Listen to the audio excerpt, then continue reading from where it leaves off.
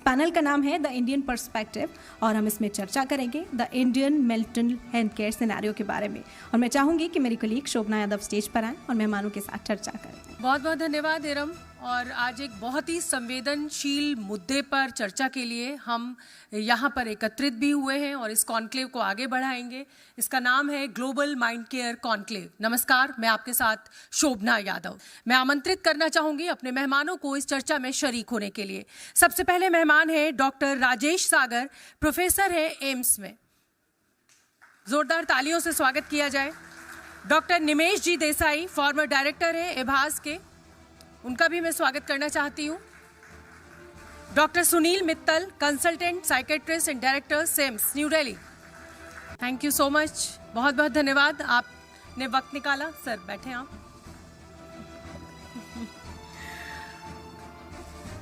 स्वस्थ शरीर में ही स्वस्थ मन रहता है, लेकिन अब समय बदल गया है। सिर्फ स्वस्थ शरीर में स्वस्थ मन नहीं रहता है, कई बार स्वस्थ शरीर में मन बीमार हो जाता है, व्यथित हो जाता है। तो डॉक्टर्स मेरे साथ मौजूद हैं, इसी पर चर्चा को हम आगे बढ़ाएंगे, बिल्कुल समय जाया नहीं करेंगे अपने दर्शकों का। डॉक्टर राजेश, सबसे पहला सवाल मेरा आप ही से है और मेरा सवाल ये है कि मेंटल हेल्थ, मन बीमार है, सब कुछ अच्छा नहीं है, ये पता कैसे चले? ये कैसे हमें पता चले, हमारे दर्शकों को पता चले कि मन बीमार है, मन ठीक नहीं है, मन को कोई दिक्कत है? बहुत सही सवाल आपने किया है और मैं बहुत धन्यवाद करता हूँ। जो आपने सवाल पूछा और ये सब हम सब के लिए इम्पॉर्टेंट है, हम मेरे अपने लिए और मेरे परिवार के किसी व्यक्ति के लिए या मेरे किसी दोस्त के लिए, कि हम कैसे पहचाने अपने आप को कि मेरा मन खराब है या मुझे कोई समस्या है।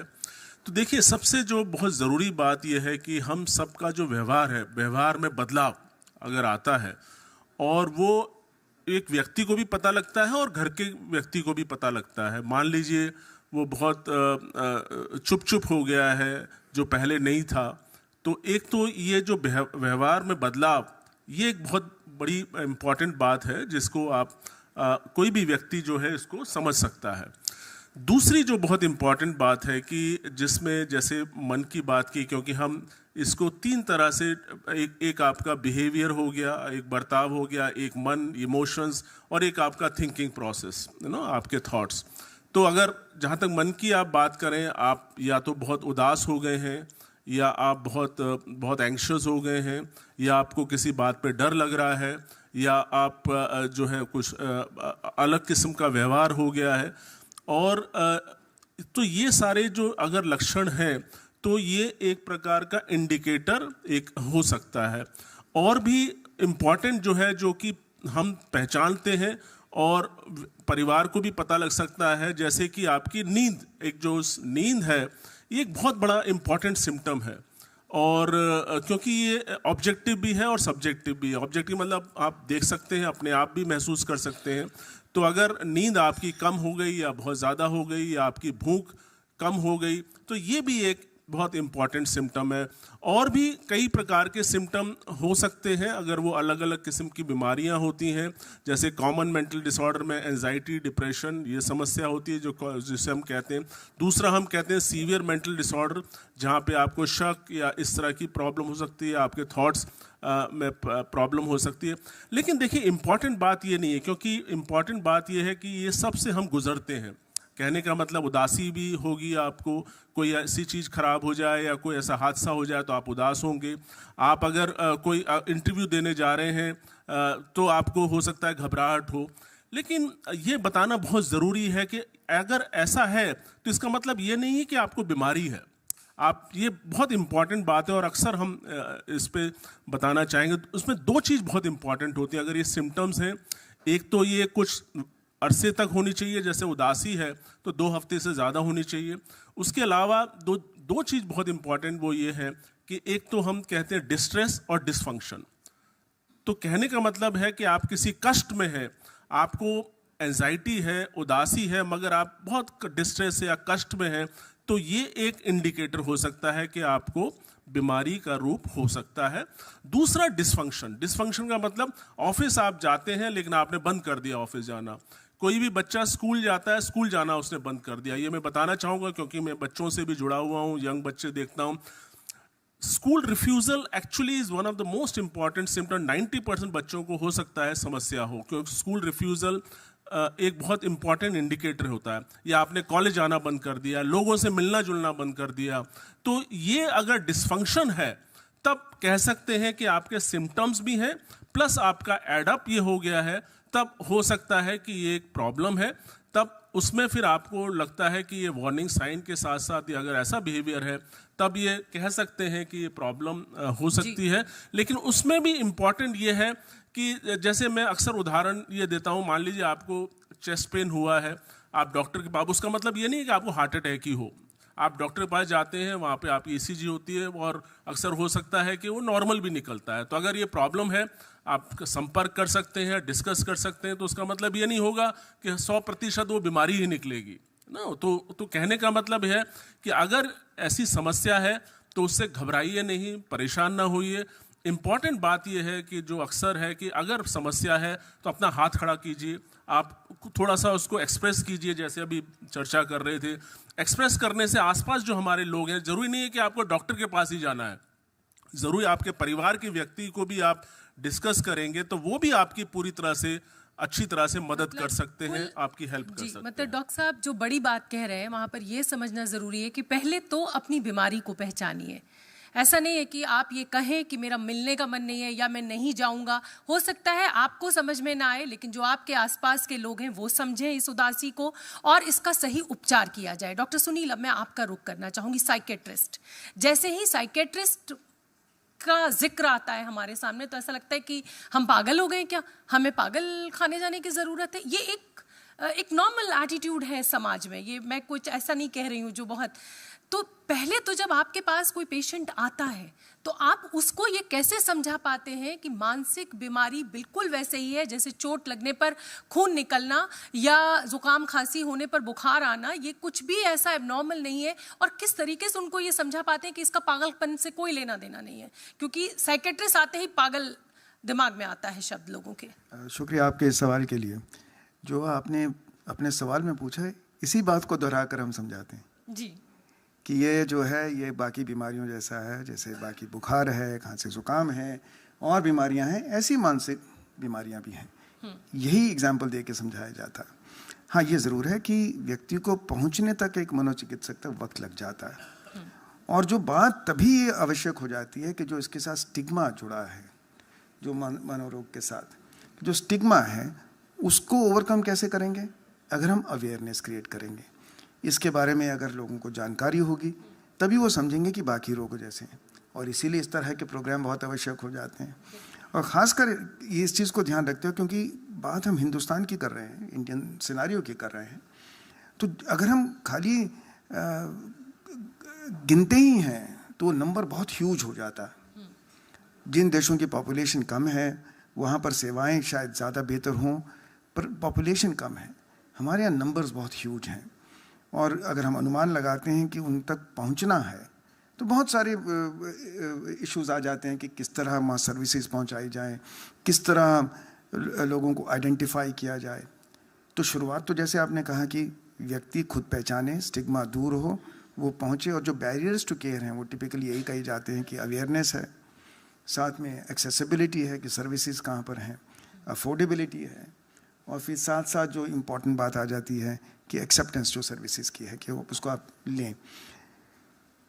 जो अगर ये बातचीत एक डॉक्टर तक पहुंचाने की जो बातचीत है, ये परिवार की है, ये आसपास के दोस्तों की है, और उसके लिए आवश्यक है अवेयरनेस। ये जानना कि ये बीमारियां उतनी ही कॉमन हैं जितनी बाकी बीमारियां हैं, ये समझना कि मनोरोग जो हैं ये पागलपन नहीं है। एक्चुअली जो भारतीय फिल्म है उसमें एक इस तरीके से प्रेजेंट किया गया है कि आदमी एक छवि बना लेता है, और वो मानसिक रोग कहते ही वो छवि आंखों के सामने आ जाती है। तो इसीलिए मीडिया का बहुत बड़ा रोल है। इसलिए मीडिया का बहुत बड़ा रोल है। तो ये अवेयरनेस बिल्कुल ठीक है। अब मैं awareness डॉक्टर निमेश आपके पास आना चाहूँगी। आप इभास जैसे एक संस्थान, एक ऐसे हॉस्पिटल, एक ऐसी जगह के डायरेक्टर रहे हैं जहाँ पर इस तरह के मरीजों का आना बहुत कॉमन है और हर तबके से उस जगह पर मरीज पहुँचते हैं। मैं सबसे पहले आपसे बतौर डॉक्टर, तो आपकी जो चुनौतियाँ हैं वो हैं, लेकिन जो मरीज वहाँ पर पहुँचते हैं उनके घर वालों के लिए, उनके लिए ये एक्सेप्ट करना कितनी बड़ी चुनौती है कि मैं आज एक ऐसे अस्पताल में नहीं हूँ जहाँ मुझे ऑक्सीजन चढ़ रही है या ब्लड चढ़ रहा है, मैं एक ऐसे अस्पताल में हूँ जहाँ कुछ और ही चल रहा है। बिल्कुल सही कह रहे हैं। जो सामाजिक पहलू है मानसिक बीमारी के, उस व्यक्ति विशेष के लिए जो बीमारी से गुजर रहा है या गुजर रही है, और जो उनके परिवार के साथी हैं, तो सामाजिक पहलू बहुत मायने रखता है। लेकिन यहाँ मैं अच्छी बात ये कहना चाहूँगा भारतवर्ष के लिए कि दो संक्षेप में आंकड़े बताए जाए। करीब 50 साल पहले WHO हेडक्वार्टर्स ने एक रिसर्च की थी, जो स्किज़ोफ्रेनिया सबसे घातक बीमारी समझी जाती है, द विलन ऑफ साइकेट्री। उसमें 9 देशों में रिसर्च की गई 2 या 5 साल के फॉलोअप में कि आउटकम कहाँ बेहतर होता है।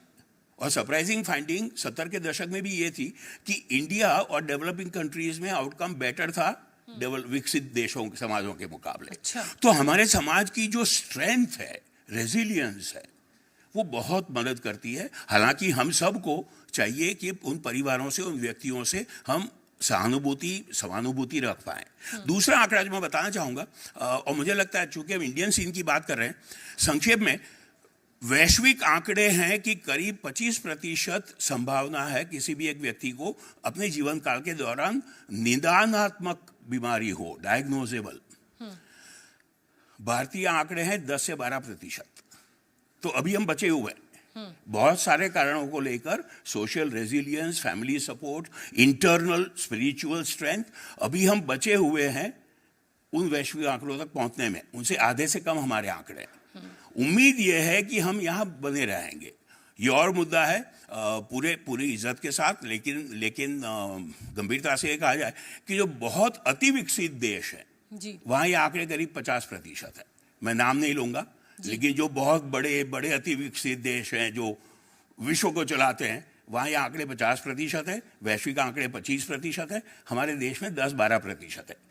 तो एक बार फिर कहना चाहूँगा, हमारे सामाजिक रूप से, हमारी सांस्कृतिक, हमारी आध्यात्मिक जो स्ट्रेंथ्स हैं, उसको अगर हम बनाए रखें आने वाले समय में, तो पूरी तरह संभव है कि हम पाश्चात्य देशों की तरह शायद मेंटल हेल्थ क्राइसिस में नहीं जाएंगे। ठीक है। और इसके लिए समझना, एक मुद्दा और कहना चाहूँगा जो हमारे दोनों साथियों ने हिंट किया, जो आपने भी शुरू किया है बात, मानसिक बीमारी या जो गंभीर मानसिक बीमारियां हैं जिनको जैसे आपने कहा लोग गलत तरीके से पागलपन समझते रहे हैं, मानसिक बीमारी एक तबका है जो 10 से 12% है हमारे समाज में। मानसिक डिस्ट्रेस जो सुबह से बात हो रही है, मेंटल डिस्ट्रेस कुछ परेशानी है, वो बीमारी नहीं है। ठीक है। और नेशनल मेंटल हेल्थ प्रोग्राम अब तीनों लेवल को मानता है, mental illness, mental distress and mental wellness. जी। अगर हम वेलनेस बनाए रखेंगे तो डिस्ट्रेस कम होगी। अगर डिस्ट्रेस को जल्दी आइडेंटिफाई कर लेंगे तो संभावना पूरी है कि बीमारी ना हो या कम हो। फिर भी बीमारी हो तो जरूर कोई झिझक ना करें, ठीक है, ट्रीटमेंट लेने से। ठीक है। डॉक्टर राजेश, अब मन में, अब तो ये पहले आइडेंटिफाई हमने किया कि भाई उदासी है या मन खराब है या कुछ दिक्कत है, एंग्जाइटी है, डिप्रेशन है, सब कुछ डूब रहा है, नींद नहीं आ रही है, तो ये तो अब मुझे पता चल गया कि मैं बीमार हूँ मानसिक तौर पर। लेकिन अब मेरे मन में दूसरा सवाल आता है कि इसकी वजह क्या है? क्या ये कोई हार्मोनल डिसबैलेंस है? क्या ये कोई वायरस है? या ये ऐसी, क्या ये हमारा ऐसा सामाजिक ताना बाना है? या ये एक प्रतिस्पर्धा की भावना है कि जो हमें हमेशा हारने की अनुभूति करा रही है और शायद इसीलिए हम इस डिप्रेशन में जा रहे हैं, एंग्जाइटी में जा रहे हैं? इसकी वजह क्या है? जब मुझे वजह पता होगी तभी तो मैं इस बीमारी को अपने भीतर आने से रोक पाऊंगी। तो मैं वजह जानना चाहती हूँ। सही कहा आपने कि अक्सर इसके बारे में बहुत सारी मिथ्स हैं, और क्योंकि ये सवाल बहुत इम्पोर्टेंट इसलिए है कि बहुत जो व्यक्ति हैं जिनको मानसिक बीमारियां होती हैं वो डॉक्टर के पास नहीं जाते हैं बल्कि फेथ हीलर के पास जाते हैं। और ये बहुत आंकड़े हैं कि up to more than 50% people actually first go there. और इसलिए क्योंकि ये जानना बहुत ज़रूरी है, क्योंकि इसके जो कॉजेज़ हैं वो हम कहते हैं बायो साइको सोशल कॉजेज़ हैं। कहने का मतलब बायोलॉजिकल कॉजेज़ हैं साइकोलॉजिकल कॉजेज हैं और सोशल कॉजेज हैं, और जैसे कि कॉजेज बाकी बीमारी के होते हैं इसके भी हैं, और खासकर हम बायोलॉजिकल कॉजेज की बात करें तो अगर किसी परिवार में किसी को समस्या है तो ये नहीं कि जरूरी उस व्यक्ति को होगी, कुछ प्रतिशत बढ़ जाती है। मतलब इनहेरिटेंस की आप बात कर रहे हैं? हाँ, तो ये इनहेरिटेड है ये? हाँ नहीं, उसमें देखिए फर्क ये है कि कुछ प्रतिशत बढ़ेगी। अगर मान लीजिए किसी बीमारी का प्रतिशत 1% है, जो आंकड़े हैं, उसको हो सकता है 5% उसका रिस्क बढ़ जाए। तो कहने का मतलब है परिवार में अगर किसी व्यक्ति को है, तभी हम जब हिस्ट्री लेते हैं, बातचीत करते हैं, हमेशा ये पूछते हैं कि परिवार में किसी को समस्या तो नहीं है। अगर है तो ये नहीं है कि 100% उसको होगी, मतलब कुछ परसेंटेज जो है वो बढ़ जाता है, क्योंकि ये एक इम्पॉर्टेंट फैक्टर है। और तो एक तो ये, और जो बहुत इम्पॉर्टेंट बात है जिसके लिए हम दवाइयाँ देते हैं, कि इसका मतलब केमिकल इम्बैलेंस को करेक्ट करने के लिए कुछ आपके न्यूरोट्रांसमीटर्स हैं, वो आपके बदलाव आता है, तो वो दवाओं के जरिए उनको करेक्ट किया जाता है। तो ये कारण जो है बहुत इम्पॉर्टेंट कारण होता है। दूसरा आप साइकोलॉजिकल कारण भी बहुत सारे कारण हैं, जैसे हमारी अपनी जो है, हम किस प्रकार के व्यक्तित्व है हमारा, हमारी जो पर्सनालिटी किस प्रकार की है। कुछ व्यक्ति जो है बहुत प्रकार से एक तरह से किसी बात पे भी परेशान हो जाते हैं, तो वो ज़्यादा वल्नरेबल होते हैं। तो और जो तीसरा है, जो सोशल कारण हो सकते हैं, सामाजिक कारण हो सकते हैं, जैसे कोई व्यक्ति है, स्टिग्मा है, डिस्क्रिमिनेशन है, और आपके बहुत सारे ऐसे कारण हैं, पॉवर्टी है, मतलब तो ये बहुत सारे ऐसे कारण जो है जिसको कह सकते हैं बायोलॉजिकल। एक कारण की बात कर रही हूँ, और ये मैं इसलिए कर रही हूँ क्योंकि बहुत लोगों को आज ये जानकारी थी कि मैं इस कार्यक्रम का हिस्सा बनने वाली हूँ। तो मुझे ट्विटर पे बहुत लोगों ने पूछा, आजकल मेट्रोज में रहने वाले लोग और जो यहाँ बैठे हुए हैं वो भी शायद मुझसे सहमत होंगे कि हम सो रहे हैं लेकिन हम सो नहीं रहे हैं। मतलब हमारा दिमाग जो है वो लगातार चल रहा है, और हमें ये, जब हम उठ रहे हैं तो हमें ये पता ही नहीं चल रहा है कि हमारा दिमाग चले जा रहा है, हम कुछ सोच रहे हैं, हम रिकॉल भी नहीं कर पा रहे। तो क्या ये भी कोई मानसिक बीमारी है, सही से सो ना पाना और दिमाग लगातार काम करते रहना, या ये थकावट है? ये मैं इसलिए पूछ रही हूँ क्योंकि लोग इसको मानसिक बीमारी समझते हैं। देखिए, इसमें बहुत सारी चीजें सम्मिलित हैं। नींद कम आना जरूर बीमारी है। हाँ। सोचना अगर एक्सेसिव है तो बीमारी का रूप हो सकता है, मगर ये जरूरी नहीं कि बीमारी हो।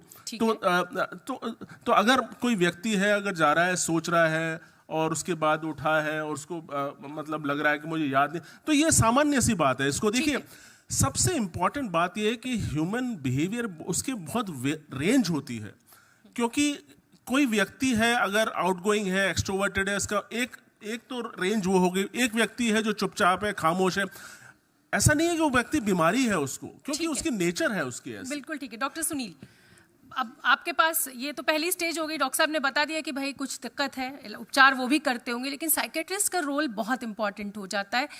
मैं अगर कम शब्दों में ये समझना चाहूँ कि जब ऐसा कोई व्यक्ति आपके पास आता है, तो आपने बताया कि सबसे पहले तो आप उसे बताते हैं कि ये बीमारी है, लेकिन बच्चे भी हैं उसमें महिलाएं भी हैं, बुजुर्ग भी हैं। क्या क्राइटेरिया होता है और किस तरीके से इसको हैंडल करते हैं? जी, तो जो अभी हम आगे भी चर्चा में बात आएगी कि जो साइकियाट्रिक बीमारियां हैं कई प्रकार की हैं। अगर इसको हम दो श्रेणी में डालें तो जैसे अभी डॉक्टर देसाई ने भी कहा कि एक तो कॉमन मेंटल डिसऑर्डर कहलाते हैं, जैसे एंग्जाइटी है, डिप्रेशन है, नींद नहीं आ रही है। हालांकि ये गंभीर बीमारियों के भी लक्षण हो सकते हैं और ये ज़्यादा प्रचलित हैं। और कुछ हैं जो सीवियर मेंटल डिसऑर्डर्स हैं, जिसमें स्किज़ोफ्रेनिया है, बाइपोलर डिसऑर्डर्स हैं और साइकोसिस हैं। ठीक है। उनका परसेंटेज कम रहता है। तो जब भी आप किसी साइकियाट्रिस्ट के पास जाते हैं तो जैसे फिजिकल एग्जामिनेशन होता है, एक mental status, mental health examination का ही होता है।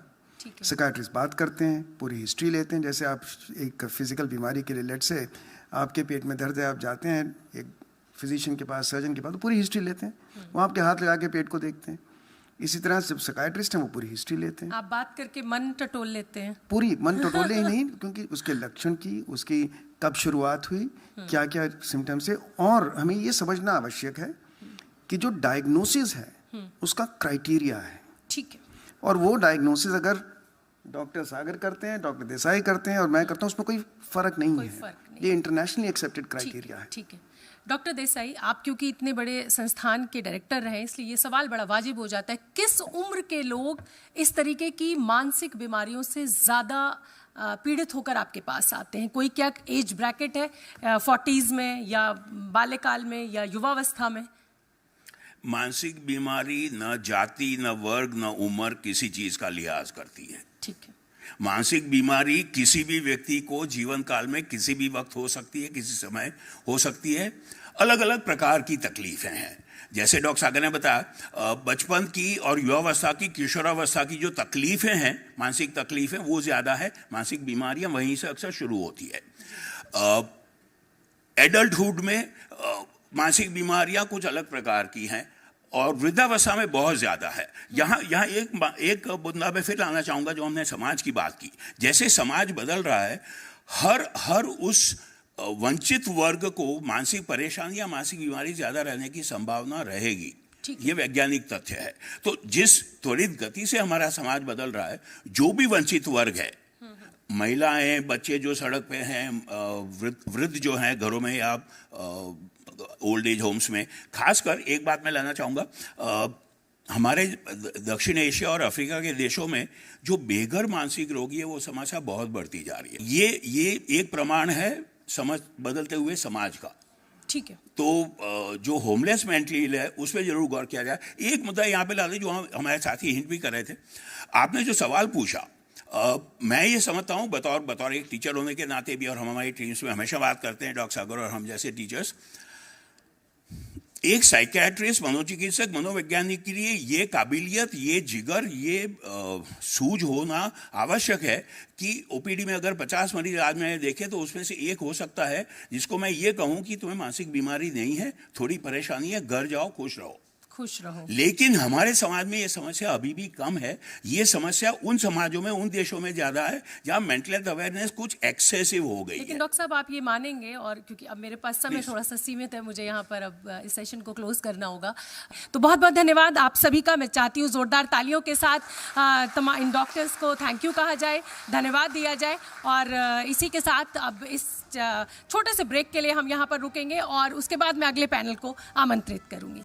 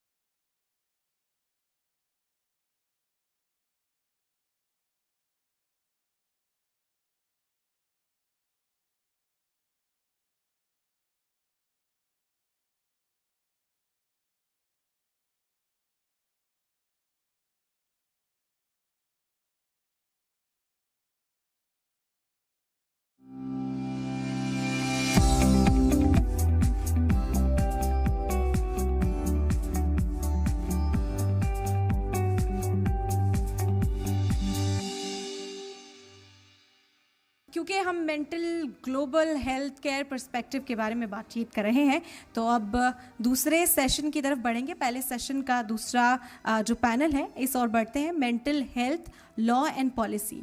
इस सेशन को आगे बढ़ाने के लिए मैं अपनी कोलीग शोभना मैम को बुलाना चाहूँगी। तो सुनील मित्तल जी को भी मैं दावत देना चाहूँगी स्टेज पर, और एडवोकेट मृणाल कंवर आपको भी दावत देना चाहूँगी स्टेज पर, आप तशरीफ़ ले आएँ। बहुत बहुत धन्यवाद आप सभी मेहमानों का, इस मंच पर आप लोग आए। मैं जानती हूँ आप सभी अपने अपने क्षेत्र में बहुत व्यस्त कार्यक्रम अपना रखते हैं, लेकिन आज आपने ग्लोबल माइंड केयर कॉन्क्लेव के लिए वक्त निकाला, तो ज़ोरदार तालियां हो जाएं इन मेहमानों के लिए जो इस समय मंच पर मौजूद हैं। और बहुत ही ख़ास मेहमान मेरे साथ हैं इस समय।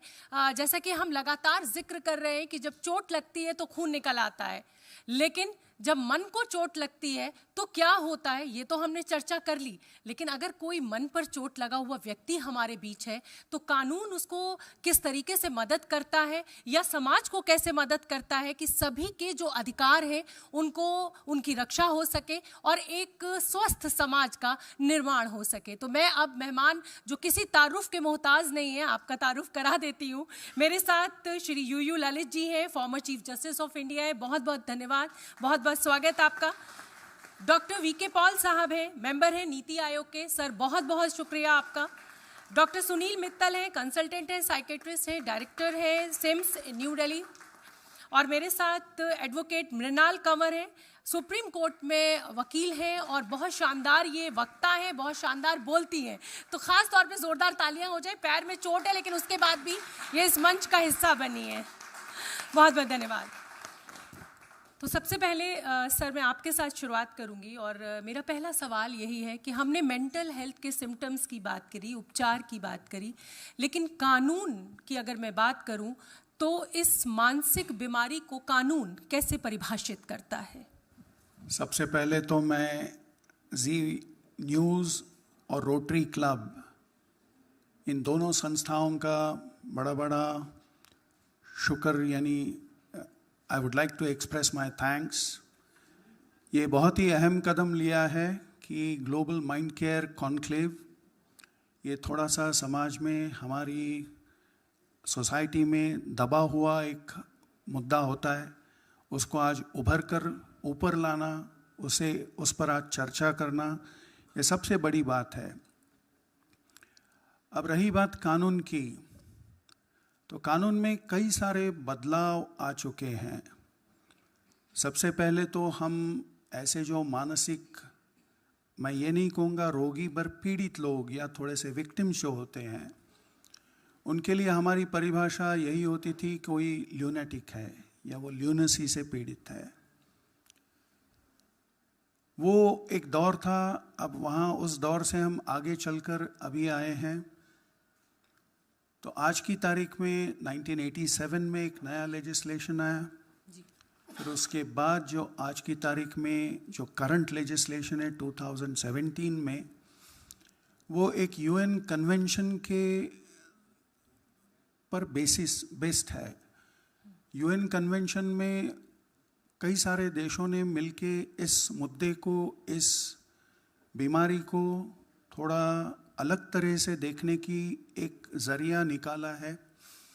और भारत भी वही यानी यूएन कन्वेंशन को लेकर उसी मुद्दे पर, उसी मोल्ड पर एक नया लेजिस्लेशन बना है जो कि 2017 का है। उसमें कई सारे बदलाव आए हैं लेजिस्लेचर में। हम तो हमेशा यही मानते हैं, यही समझ कर चलते हैं कि जिसे मानसिक बीमारी है और जब वो कोई एक गुनाह उसी दौर में हो जाता है, उसी मानसिक बीमारी पे देयर आर टू डिसेबिलिटीज़। एक तो मेडिकल तौर पे उसकी डिसेबिलिटी होगी जो मेंटल डिसऑर्डर हो या कुछ हो, और दूसरा ये माना जाता है कि जब वो गुनाह हो उसी वक्त वो उस मेंटल डिसऑर्डर का भी शिकार हो, उसका इफ़ेक्ट तब हो, तब नेचुरली उसे देखने का अंदाज जुडिशियल ऑर्गन का हमेशा एक सिंपैथेटिक होता है, एक कंपैशनेट होता है, और उस आदमी को जितनी सहूलियतें हो उतनी हमेशा जुडिकेचर हमेशा प्रदान करता है। तो ये जो अप्रोच है, ये अप्रोच एक तो जुडिशियल ऑर्गन का है और यही अप्रोच आपको इस एक्ट में लेजिस्लेशन में दिखाई देगा। लेजिस्लेशन में यही दिखाई देगा कि अनसाउंडनेस ऑफ माइंड और मेंटल इलनेस ये दो अलग अलग पहलू हैं। Unsoundness of mind may be something which is slightly graver part, और जो उससे नीचे वाली बात है एक मेंटल इलनेस। तो mental illness can be taken to be a temporary phenomenon which is curable, which can be attended to, which can be diagnosed, which can be then cured as well. तो ये जो है, ये transition जो हुआ है, ये ट्रांजिशन नेचुरली यूएन कन्वेंशन के दौर पे हुआ है, हमारे नए लेजिस्लेशन में हुआ है, और ये एक देखने का अंदाज कंप्लीटली चेंज हुआ है ये। जी, अब क्योंकि आपने बात की और आपने उस रोगी की बात करी जो मानसिक बीमारी से पीड़ित है और उस दौरान उससे कोई अपराध हो जाता है, तो कोर्ट किस तरीके से सिंपैथेटिक होती है, ये जिक्र यहाँ पर सर ने किया। लेकिन अब मेरा सवाल इससे ही जुड़ा हुआ है, और मैं आपसे पर्दे के पीछे भी जब चर्चा कर रही थी तो मैंने इस केस का आपसे जिक्र किया था, और जिक्र यह है कि 2010 में दिल्ली पुलिस के एक इंस्पेक्टर कैलाश को एक अंडर ट्रेनी सब इंस्पेक्टर ने गोली मार दी। थाने के अंदर आया और उसने गोली मार दी, और वो ट्रेनिंग कर रहा था वो जो था।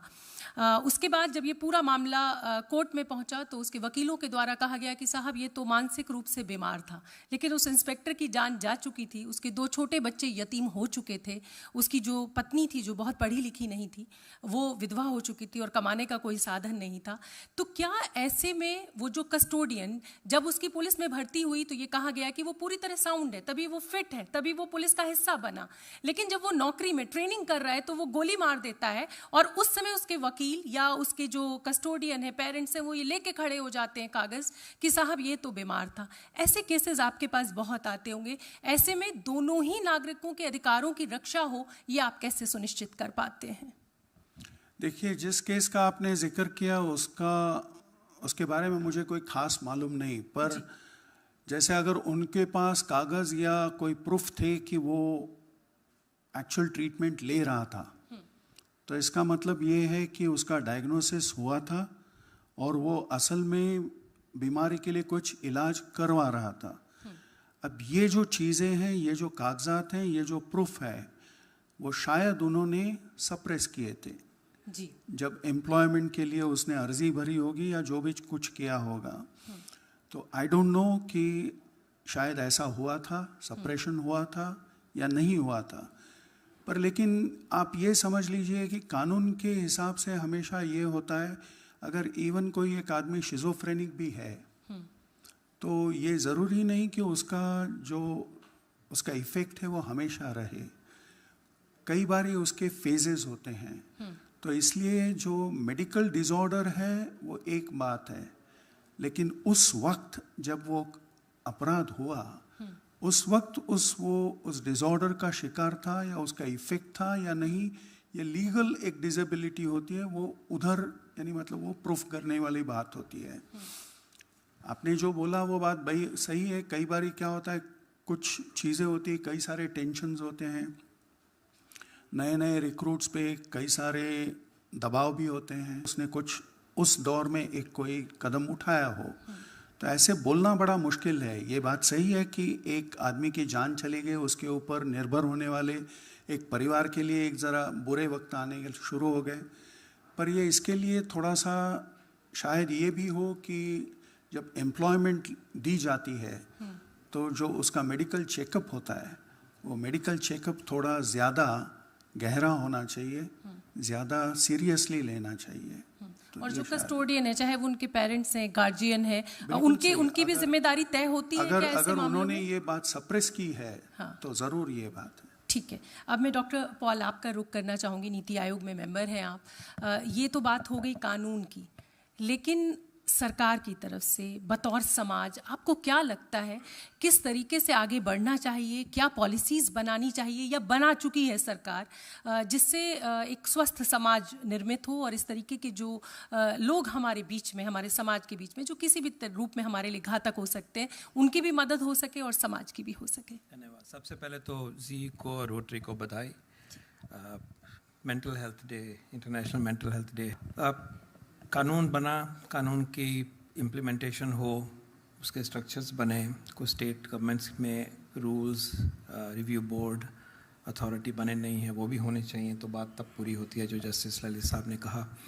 लेकिन अभी जो हम बात ये है करना चाह रहे हैं कि ये समस्या है, समस्या बढ़ रही है, समस्या हमेशा से थी। और पहले जो एक पैनल था उन्होंने कोशिश करी समझाने की उस शॉर्ट पीरियड में कि एक बहुत सीरियस बीमारियां होती हैं, एक ऐसी होती हैं जो कि हम कोप अप कर रहे होते हैं, स्ट्रेस है, एंग्जाइटी है, कभी भी किसी को हो जाता है। Then there is a serious dimension where the problem is severe, hallucination हो रहे हैं, डिल्यूशंस हो रहे हैं, स्किज़ोफ्रेनिया, बाइपोलर, ऐसे शब्द इस्तेमाल होते हैं। तो मैं पहले सबसे ये कहना चाहूँगा कि वो जो सीरियस वाला बात है, प्लीज़ अगर किसी की फैमिली में ऐसा दिख रहा है, उसके आसपास कुछ दिख रहा है, इमीडिएट मदद लीजिए, क्योंकि वो उस टाइम पे व्यक्ति में अपनी जजमेंट ही चली जाती है कि मैं नॉर्मल हूँ कि नहीं। वो अपना इंसाइट, हम कहते हैं इंसाइट नहीं होती उसमें कि मैं ये भी कहूँ कि मैं बीमार हूँ।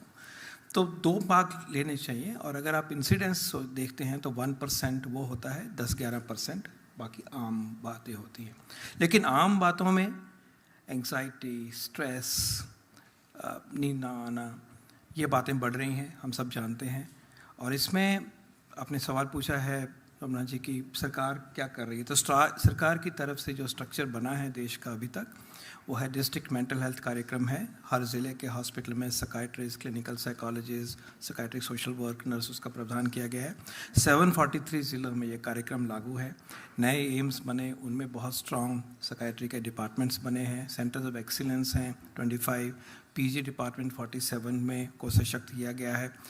लेकिन जो 2 बातें आगे बढ़ने में बहुत इम्पॉर्टेंट हैं। सबसे पहले, क्योंकि मेंटल हेल्थ के लिए ज़िला भी बहुत दूर है, ज़िले का हॉस्पिटल भी दूर है, बड़ा अस्पताल भी दूर है, तो सबसे इम्पॉर्टेंट बात है कि हमने मेंटल हेल्थ की सुविधाओं को और रीच को प्राइमरी हेल्थ केयर में एम्बेड करना है। ये बहुत बहुत अहम है ये, और वो हो रहा है। पिछले 3 सालों में 1,51,000 हेल्थ एंड वेलनेस सेंटर हमारे देश ने ऑपरेशनलाइज कर दिए गए हैं, जिसमें एक न्यू हेल्थ वर्कर है, कम्युनिटी हेल्थ ऑफिसर। वो एक BSc पास नर्स है, उसकी ट्रेनिंग हुई है, और कई स्टेट्स में तो BAMS हैं और अपनी पूरी ट्रेनिंग के बाद आए हुए हैं। तो पहले मैं सूचित करना चाहूँगा कि माननीय प्रधानमंत्री जी की लीडरशिप में Ayushman Bharat health and wellness centre का प्लेटफॉर्म देश में बन गया है। मदर चाइल्ड हेल्थ के अलावा non communicable disease, hypertension, diabetes, वो तो काम चालू हो गया है, but I want this to be elaborated. अब very actively hypertension, diabetes, cancer screening के अलावा मेंटल हेल्थ की लेयर उसमें पूरी सिंसेरिटी से और सिस्टमैटिक तरीके से डाली जा रही है। उसका क्या मतलब है? उसका मतलब यह है कि आप, अगर आपकी फैमिली में बच्चा है, एडोलेसेंट क्लास स्कूल का स्टूडेंट है, एल्डरली है, कोई भी वहाँ आए तो हमारा कम्युनिटी हेल्थ ऑफिसर CHO, जो कि वो ट्रेंड व्यक्ति है, वो आपसे बात करके आपका शुरुआत करते हैं। और अगर ज़रूरत होगी तो इन सब सेंटर्स में टेलीमेडिसिन की सुविधा लागू है आज। तो देश को ये बताना चाहूँगा कि प्लीज़ इसको यूज़ करिए। एक हेल्थ वर्कर तो मिल रहा है आपको, कुछ वो खुद करेंगी नहीं करेंगी, कर पा सकती हैं, ज़्यादा उसको डीप में जाना है तो टेलीमेडिसिन की सुविधा लागू है, इट इज़ डन।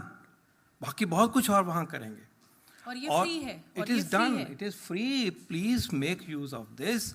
कुछ भी नहीं होगा तो कम से कम बैठ के एक सीनियर व्यक्ति के साथ, ज़िले के डॉक्टर के साथ, या ई-संजीवनी के जो पोर्टल है उसके साथ बातचीत हो सकती है। ये रास्ता आज खुल गया है और इसको हम और स्ट्रेंथन करेंगे। न्यूरोलॉजिकल डिजीज़ेस को इसको डालेंगे, वो ट्रेनिंग सब चली हुई हैं। एक नए तरीके से भारत की प्राथमिक सेवाओं में ऊर्जा, ताकत, रीवैम्पिंग, री एनर्जाइजिंग हो रही है। We should be all proud. जैसे आयुष्मान भारत PMJ है हेल्थ इंश्योरेंस वाला, उसी के साथ इकट्ठे ही ये दूसरी जो प्रोग्रेस हुई है, मैं चाहूँगा कि इसके बारे में पता। लेकिन एक बहुत इंपॉर्टेंट बात उसके साथ और हो रही है, वो है कि एक independent tele mental health helpline उपलब्ध है, वो इसके अलावा है, और उसका नाम है टेलीमानस। ये 1 साल पहले लॉन्च हुआ था। टेलीमानस है, कोई छोटी मोटी ये हेल्पलाइन नहीं है, मैं ये बताना चाहूँगा।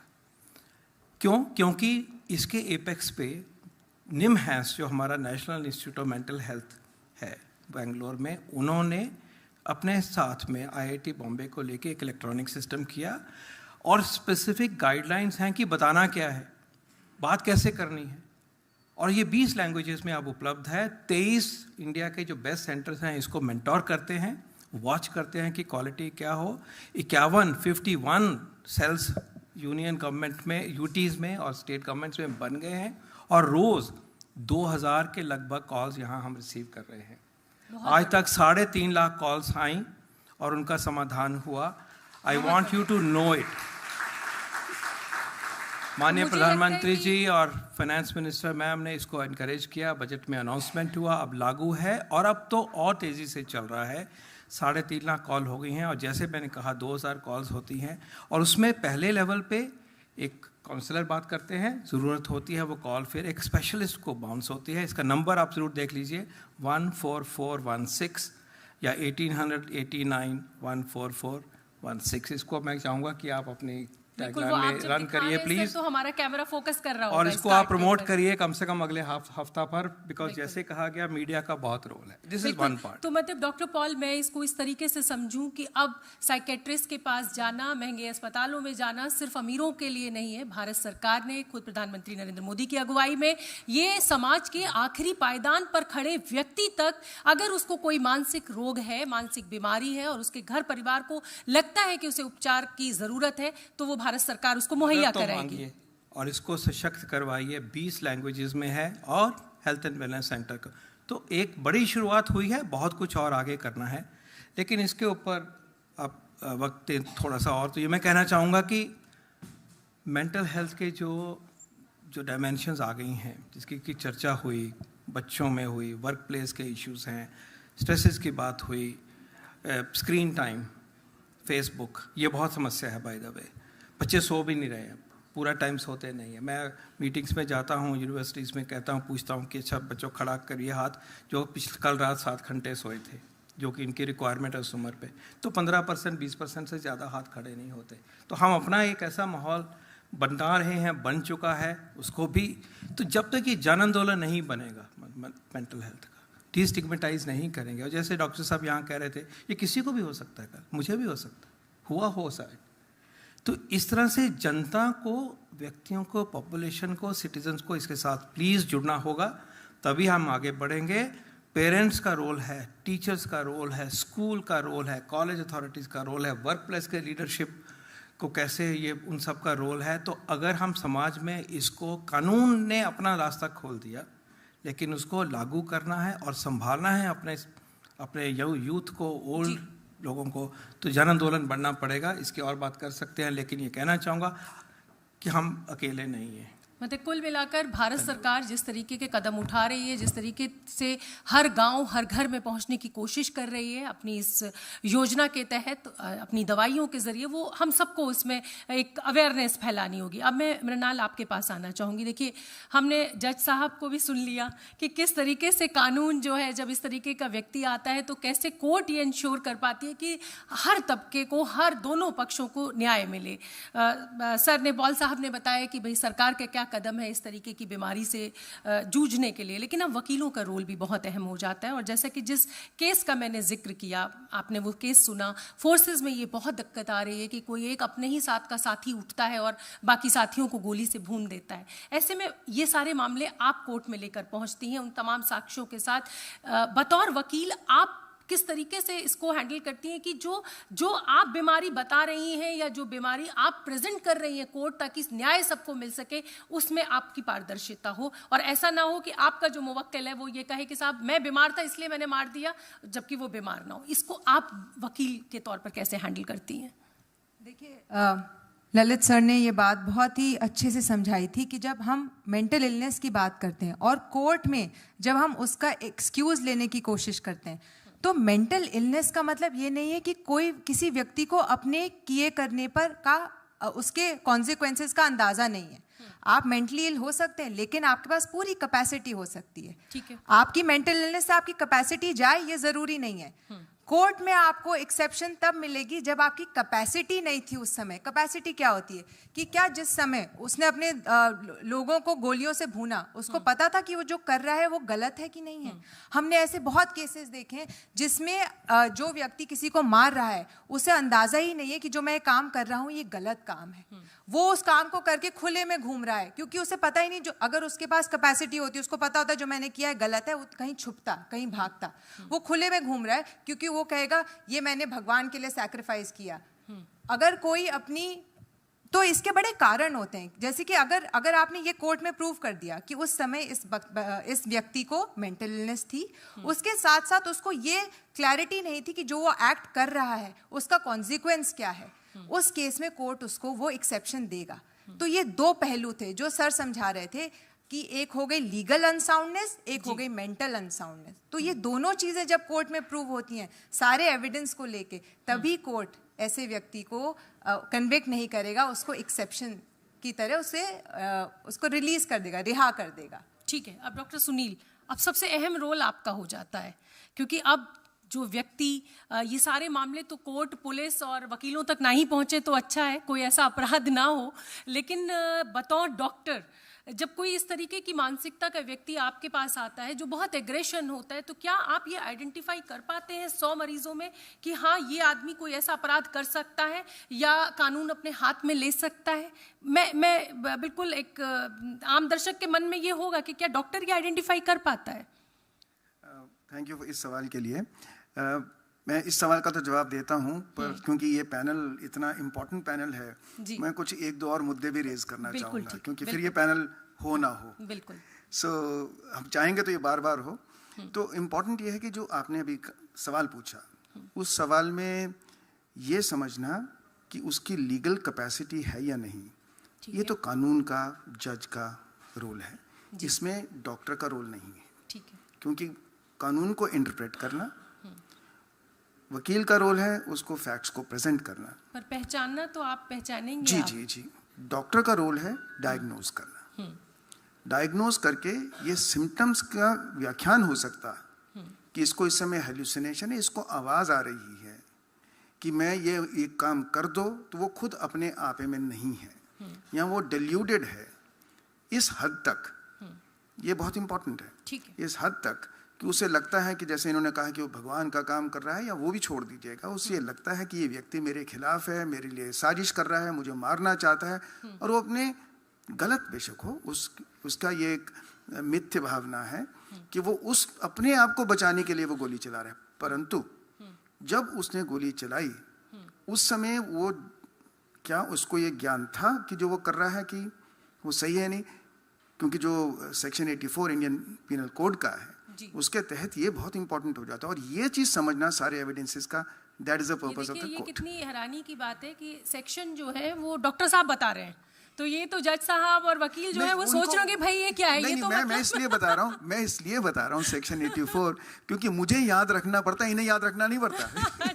जो हम बात करें ये अपराध वाला जो मुद्दा है, ये तो एक है, पर जो हमारे सामने जो इम्पोर्टेंट है वो मेंटल हेल्थ केयर एक्ट, जो जस्टिस साहब ने अभी बताया, जो 2017 में हुआ, 2018 में नोटिफाई हुआ, और इस समय पूरे भारत में वो लागू है। उस एक्ट के तहत मानसिक रोगों की परिभाषा है। उस एक्ट के तहत मेंटल कैपेसिटी का, जो अभी मृणाल जी ने बताया कि मेंटल कैपेसिटी की खाली मेडिकल पर्पस के लिए परिभाषा है, लीगल पर्पस के लिए परिभाषा नहीं है वो। ठीक है, ठीक है। तीसरा ये उसमें बहुत इंपॉर्टेंट है कि जो व्यक्ति अगर बहुत इतना बीमार है, जो अभी इंसाइट की बात हुई कि वो इंसाइट नहीं रखता, अंतर्ज्ञान नहीं रखता। मैं सपोज मैं फर्स्ट पर्सन में बात करता हूँ, मैं इतना बीमार हूँ कि मैं नहीं जानता कि मैं बीमार हूँ और मैं इलाज से मना करता हूँ, तो ऑब्वियसली जो मेरा इलाज है मेरी इच्छा के विरुद्ध होगा। उसका उसमें प्रोविजन है, प्रावधान है, वो बहुत इंपॉर्टेंट है। एक्ट है, एक्ट ऑफ राइट्स है। और जो मानसिक रोगी है उसके अगेंस्ट डिस्क्रिमिनेशन ना हो, उसके राइट्स को प्रोटेक्ट करने के लिए। किंतु जो सबसे बड़ी दुविधा आती है, जहाँ पे क्लिनिशियन का, वकील का और जो जज का देखना अलग अलग हो सकता है, वो क्योंकि एक्ट में ये लिखा है कि उसी व्यक्ति का आप उसकी इच्छा के विरुद्ध अनुसार कर सकते हैं। जिसको अपनी जान को खतरा है, सुसाइड करने की कोशिश की या धमकी देता है या किसी और पर हमला करता है, थोड़ा सा और जी, परंतु ऐसे मरीज हैं जो बीमार हैं, जिन्हें इलाज की जरूरत है, जब तक उसने हमला नहीं किया, जैसे आपने एग्जाम्पल दिया था, वो बीमार है पर उसका आप इलाज नहीं कर सकते हैं उसकी इच्छा के विरुद्ध। ये बहुत एक इम्पोर्टेंट दुविधा है। ठीक है, देखिए ये तो बहुत सीरियस डिस्कशन हो गया, लेकिन दर्शक यहाँ बैठे हुए हैं तो मैं सर के बारे में, यूयू ललित साहब के बारे में एक जानकारी देना चाहती हूँ आपको कि ये बड़े ऐतिहासिक फैसले इन्होंने लिए, एक बड़ा शानदार करियर इनका रहा है, लेकिन उसके साथ साथ ये अभी भी समाज की मदद कर रहे हैं। ये कई यूनिवर्सिटीज़ में जाते हैं, कॉलेजेस में जाते हैं, छात्रों को पढ़ाते हैं, उनको अवेयरनेस उनके बीच फैलाते हैं। सर, मेरा सवाल आपसे ये है कि एक जज की कुर्सी पर बैठना, आपने वकालत भी बहुत लंबे समय की है, और छात्रों के बीच में बतौर एक शिक्षक जाना, सबसे ज़्यादा दिलचस्पी और दिलचस्प काम कौन सा है आपके लिए? ये तीनों ही रोल अपने आप में एक सशक्त रोल है। एक वकील का रोल अलग है, एक जज का रोल अलग है, एक टीचर का या प्रोफेसर का रोल अलग है। आनंद किस में सबसे ज़्यादा है? मुझे तो हर इनिंग्स में आनंद लगा, और ये बात अच्छी रही कि अब रिटायर होने के बाद भी कुछ यानी ऐसे मौके हैं, ऐसा एक वोकेशन है कि जो दिल को अच्छा लगता है। तो यस, ये वाली जो है प्रोफेसरशिप, ये भी अच्छी है। चलिए, अब मैं बस आप लोगों से इजाज़त लूँगी। बहुत बहुत धन्यवाद आप सभी मेहमानों का, इस मंच पर आपने हमें समय दिया। एक बात अपील करना चाहूँगा पॉल साहब से जी, कि वो जो हेल्थ इंडेक्स है जी, भारतीय हेल्थ इंडेक्स है, क्योंकि भारत सिनारियो की बात हो रही है, उसमें मेंटल हेल्थ का इंक्लूजन होना चाहिए। ये बहुत बड़ी अपील आपसे की गई है। छोटा सा जवाब आप दे दें। बिल्कुल जवाब नहीं देना, सजेशन नोटेड। अच्छा, नोटेड करेंगे। नोटेड। मैं कहना चाहूँगा कि ये टेलीमानस की बात मैंने करी इसको इसलिए क्योंकि ये एक है, ये भी मैं कह सकता हूँ कि इसकी वजह से शायद सैकड़ों सुसाइड बचे हैं अभी तक भी एक साल में। तो प्रमोट करिए, बात को फैलाइए, और हम इसको और अच्छा बनाएंगे, हायर क्वालिटी बनाएंगे, और हेल्थ एंड वेलनेस सेंटर पे जो कि अर्बन एरियाज़ में भी आएंगे, उसमें भी मेहनत करेंगे। मुझे लग रहा है सर आप भी कुछ कहना चाह रहे हैं इस पे। मैं सिर्फ एक 2-3 जो आजकल नए पहलू नज़र आ रहे हैं, नए पहलू उभर कर आ रहे हैं ना, उसके बारे में जिक्र करना चाहूँगा। जैसे मैं जिस बेंच का पार्ट था या जिस बेंच का मेंबर था, हमने ऐसे कई सारे ऑर्डर्स किए जहाँ पर डेथ सेंटेंस के मैटर्स हमारे पास आते थे जी। तो डेथ सेंटेंस पर सुप्रीम कोर्ट का एक बड़ा ऐतिहासिक फैसला है जो हम बचन सिंह के नाम से जानते हैं जी। और बचन सिंह के फैसले के अनुसार कई सारे मिटिगेटिंग सर्कमस्टेंसेस जो कि एक कोर्ट की जिम्मेवारी बनती है कि उन मिटिगेटिंग सर्कमस्टेंसेस को मद्देनज़र रखते हुए फिर कंसिडर करें कि उसको डेथ सेंटेंस देना ज़रूरी है या नहीं है। तो जो हम कहते हैं रेयरेस्ट ऑफ रेयर केसेस में देने चाहिए जी। तो ये देखने के लिए कि उसके पास मिटिगेटिंग सर्कमस्टेंसेस क्या है, ये देखने के लिए हमने कई सारे ऑर्डर्स में ये करना शुरू किया था कि जब भी कोई डेथ सेंटेंस का मैटर हो जी। तो ट्रायल कोर्ट तुरंत उसके साइकियाट्रिक एनालिसिस या उसकी एक बार जांच करवाएं ताकि उसमें कोई ऐसी मेंटल डिसऑर्डर तो नहीं थी, इसका कम से कम एक प्रूफ तो कोर्ट के सामने आए, पॉजिटिव या नेगेटिव जो भी होगा। क्योंकि ऐसा अगर समझ लो आपके पास एनालिसिस हो तो एक जज के लिए वो आगे चलकर फैसला सुनाना बड़ा आसान रहेगा।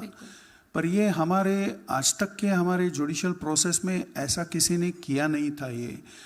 तो अब ये शुरू होगा तो कम से कम एक दिशा लगेगी, बिल्कुल तालियां होनी एक चाहिए। तारीख, बिल्कुल, एक बिल्कुल। ऐसे शुरुआत तो होगी कि अगर उसको डाउट है तो उसको डाउट का बेनिफिट भी मिलना चाहिए। तो हम यहाँ पर जो सुप्रीम कोर्ट में आते थे मैटर्स, तो हम सुप्रीम कोर्ट के मैटर्स में भी इस तरह का एनालिसिस मंगवाते थे। बहुत बहुत अच्छी बात है और बहुत बड़ी बात आपने कही है। तो मैं सभी मेहमानों का बहुत बहुत धन्यवाद देना चाहूँगी। आपने अपना कीमती समय इस शानदार डिस्कशन के लिए निकाला।